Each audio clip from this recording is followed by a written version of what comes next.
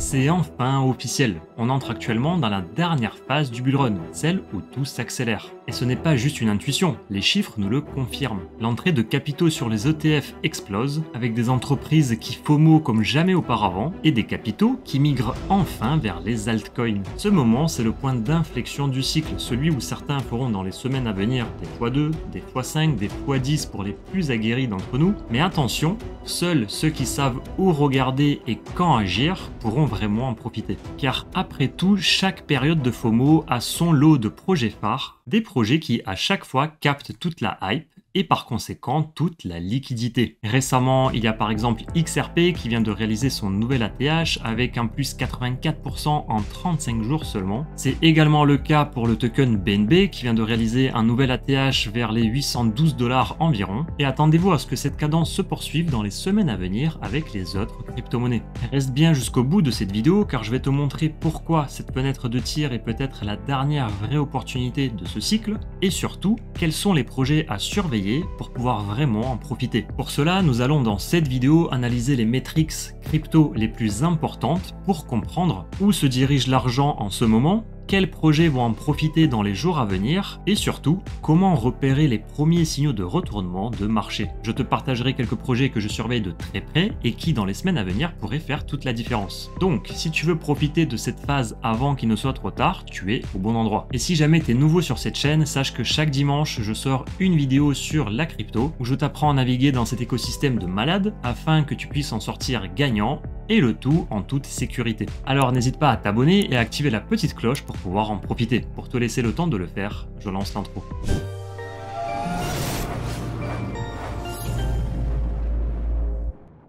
Le marché crypto est en train de basculer sous nos yeux. Depuis le début du mois, quelque chose a changé. Le capital commence pour la première fois enfin à migrer du Bitcoin vers les altcoins, avec à leur tête Ethereum dont l'ETF enregistre des records jour après jour. En effet, ce dernier capte des milliards de dollars d'entrée sur ce dernier mois, avec quelques ventes parfois, mais globalement on peut voir que à la fin de la journée, nous sommes largement en positif. La quantité d'argent qui est en train de rentrer sur Ethereum est colossale. En fin d'année 2024, nous avons eu un petit pic ici, après celui du lancement. Ce petit pic qui a propulsé le Total 3 d'environ 570 milliards de dollars à plus de 1 trillion de dollars, soit en x2 en un mois. Aujourd'hui, on peut voir que nous sommes sur un petit plus 40% ici à l'ATH local et actuellement, alors je vais prendre vraiment le bottom, un petit plus 37%. Et on remarque d'ailleurs que la petite correction que nous avons actuellement,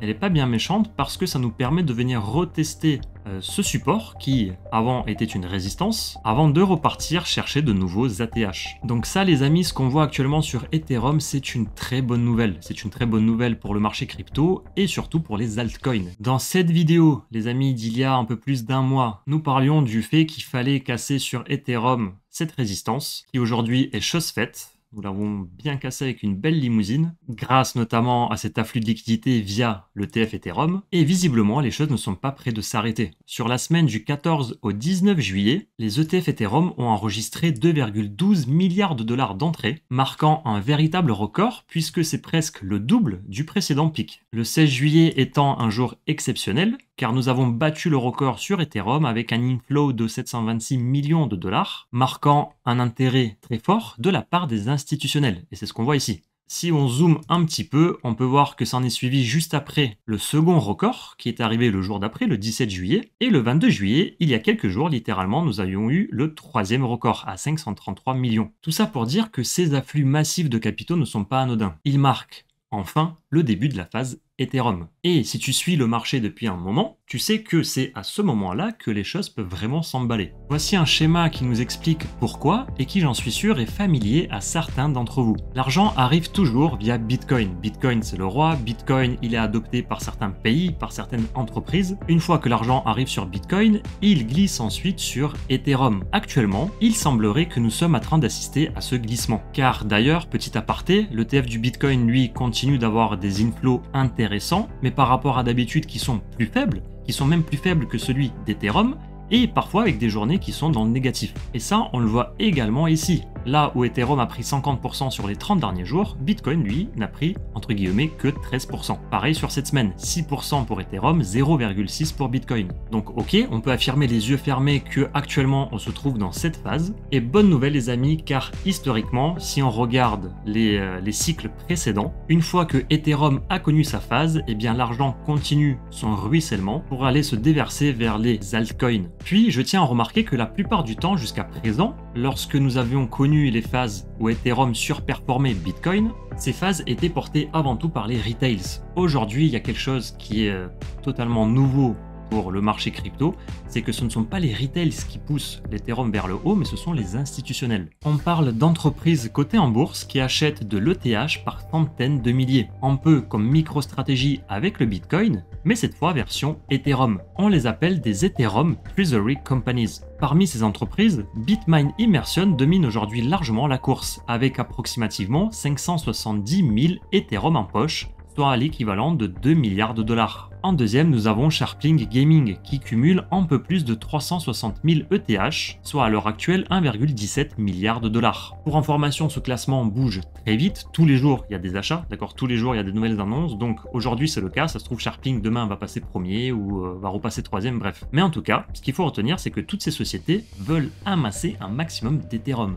Ces 4 sociétés-là, elles ont déjà acquis plus de 1 million d'Ethereum, soit plus de 3,6 milliards de dollars. Ce qui est gigantesque et visiblement que le début, sachant que d'autres sociétés à côté disent vouloir acquérir des Ethereum, en plus de ces 4-là qui se disent vouloir continuer à acheter de l'Ethereum dans les jours à venir. Donc les amis, tout ça pour dire que nous entrons effectivement dans une phase clé, dans un moment clé de ce bull run. Or, historiquement, la dernière jambe haussière, c'est souvent la plus rapide, la plus violente et la plus rentable. Mais alors, si les capitaux commencent réellement à migrer, si le ruissellement a bel et bien commencé, nous devrions plutôt nous demander où en sommes-nous précisément dans cette fameuse rotation. Est-ce que le FOMO sur ETH est bientôt terminé ou est-ce au contraire que le début? Pour le savoir, il existe plusieurs indicateurs clés, des métriques très simples mais ultra puissantes pour savoir où va le capital et où est-ce qu'on se situe dans cette rotation actuellement. Et on va les décortiquer maintenant un par un. Le premier que j'aimerais voir avec vous, c'est le ratio Ethereum-Bitcoin, qui commence à peine à rebondir après avoir atteint une zone de support majeure. Aujourd'hui, on peut voir que là, nous étions en plus 83%, actuellement nous sommes à plus 77%. Donc, ce qu'il faut comprendre, c'est que lorsque cette courbe augmente, cela signifie que Ethereum surperforme Bitcoin, c'est ce que nous avons vu en début de vidéo, preuve que le capital est en train de bouger. Parce que lorsqu'on dézoome les amis, regardez, j'y vais tout doucement, on peut voir que au cours des derniers mois, au cours des dernières années,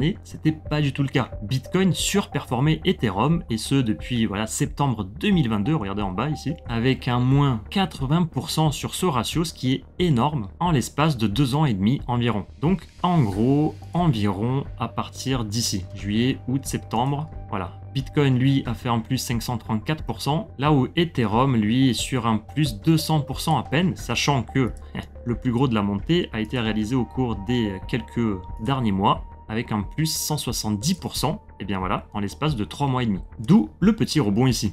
Et donc, c'est pour nous une très bonne nouvelle, car nous sommes encore très loin d'un top potentiel de ce ratio, signifiant que l'Ethereum peut encore énormément surperformer le Bitcoin sur les jours, sur les semaines, sur les mois à venir. Bon, sachant que la plupart du temps, lorsqu'il surperforme Bitcoin, c'est très rapide. Comme ici, par exemple, nous avons eu un plus 176% en l'espace de 42 jours. Donc, sur la temporalité, je ne vais pas me prononcer, j'ai aucune idée de si ça prendra des années ou des jours, même si bon, historiquement, j'ai une petite idée. Mais en tout cas, ce que je peux dire, c'est qu'on peut effectivement venir chercher ce niveau des 0,08 pour le ratio entre Ethereum et Bitcoin, ce qui représente là aussi un petit plus 172%, exactement comme ici. Un autre indicateur étroitement lié au précédent, c'est le Bitcoin Dominance, qui chute incontestablement depuis le début du mois, passant de 66% à 60%, perdant ainsi 8% de part de marché. Cela veut dire que Bitcoin a perdu 8% de part de marché par rapport aux altcoins. Mais là encore, pour essayer de prédire la suite des événements, il suffit de dézoomer, et on peut voir que à chaque cassure d'ATH par le Bitcoin, sa dominance dans le marché a drastiquement baissé pour laisser place aux altcoins. Et devine quoi, c'est exactement ce qu'il se passe actuellement. Nous avons eu justement un faux départ juste après le halving, mais aujourd'hui les chances d'une reprise réelle de tendance baissière sur la Bitcoin dominante sont nettement plus élevées,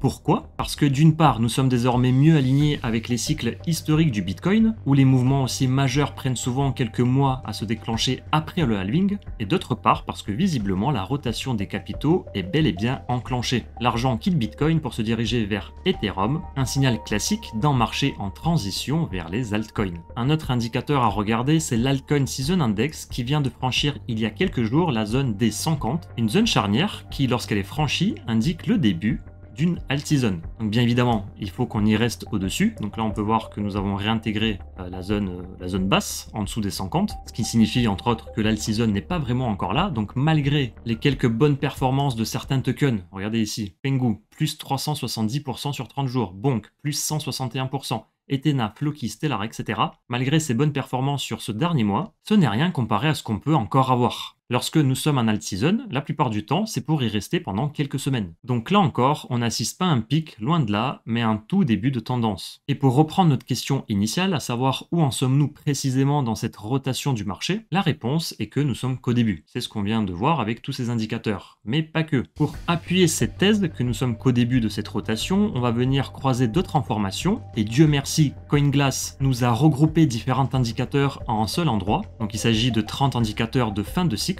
qui permettent d'évaluer l'avancement du marché dans ce bull run. Et lorsqu'on descend, on remarque que aucun d'entre eux n'a été enclenché. Aucun signal de surchauffe, aucun pic de bull run détecté. Nous sommes ici au tout début, dans la zone verte, signifiant globalement que d'après tous ces indicateurs, et là on ne parle pas que d'un seul indicateur, on en parle de 30 indicateurs très connus, et bien d'après tous ces indicateurs, il faut hold. Alors petit aparté, pour ma part, j'ai déjà vendu quelques positions pour me sécuriser certains gains. Je dois avoir approximativement 40% de mon portefeuille aujourd'hui qui est en stablecoin, donc à chaque palier sur le Bitcoin j'ai vendu, sur Ethereum là sur la montée d'il y a quelques jours j'ai un petit peu vendu, j'ai encore un gros bag mais j'ai un petit peu vendu, voilà, je prends des bénéfices et je garde 60% encore sur le marché. Si on regarde le passé, tous ces indicateurs qui se basent sur les cycles du Bitcoin, qui jusqu'à présent ont été respectés pratiquement au millimètre, eh bien tous nous disent de hold nos crypto-monnaies et de ne pas vendre. Le P-cycle top indicator est à 68%, le pull multiple est lui à 60%, loin des extrêmes, le MVRV pareil, loin des extrêmes, le RSI s'en rapproche un petit peu mais ça va. Un autre que j'aime bien également c'est le Hodl ratio, qui lui n'est qu'à la moitié, et ainsi de suite. Donc tous ces indicateurs qui convergent vers un même constat, nous sommes encore très loin du top. Cependant, gardez à l'esprit que à court terme, tout peut se produire. Le prix ne monte jamais en ligne droite. Et des retracements peuvent avoir lieu. Des retracements où parfois certaines crypto-monnaies vont venir perdre 20, 30%, c'est tout à fait normal. Mais sur du long terme, statistiquement parlant, si on se base sur les cycles précédents, eh bien apparemment on aurait encore un boulevard devant nous. Le marché reste encore sain, mais c'est justement dans cette phase intermédiaire, que tout peut s'accélérer. Pour résumer, le marché pivote doucement mais sûrement vers Ethereum. Les institutions accumulent en silence et comme jamais, l'altizone pointe le bout de son nez et aucun indicateur de fin de cycle n'a encore été déclenché. Mais tu sais ce que ça veut dire. Vu l'avancement de ce cycle, il se peut bien que ce soit ta dernière vraie opportunité pour profiter du bull run à fond. Car les effets de mode en crypto-monnaie peuvent s'essouffler aussi vite qu'ils sont arrivés. En 2017, tout comme en 2021, des milliers d'investisseurs ont fait des x10, voire plus pour certains, pour ensuite tout perdre. Pourquoi à votre avis? Parce que tout simplement, ils n'ont jamais su vendre. Donc retenez la phrase suivante, savoir prendre des profits, c'est tout aussi stratégique que savoir acheter. Pour ma part, je n'achète plus rien aujourd'hui, sauf à de rares exceptions avec mon capital dégaine, donc 2 à 3% de mon capital total, de mon wallet total que je dédie pour des meme coins, des trucs qui peuvent faire des x10 en quelques jours. Donc c'est vraiment voilà sur du court terme. Et d'ailleurs, je vous ai dit que j'allais vous montrer quelques tokens, et bien en voici un. Il s'agit de SBET, un token que je surveille, sur lequel je ne me suis pas encore positionné. J'attends de venir chercher voilà ces niveaux. Ces niveaux-là, 0,00035 $.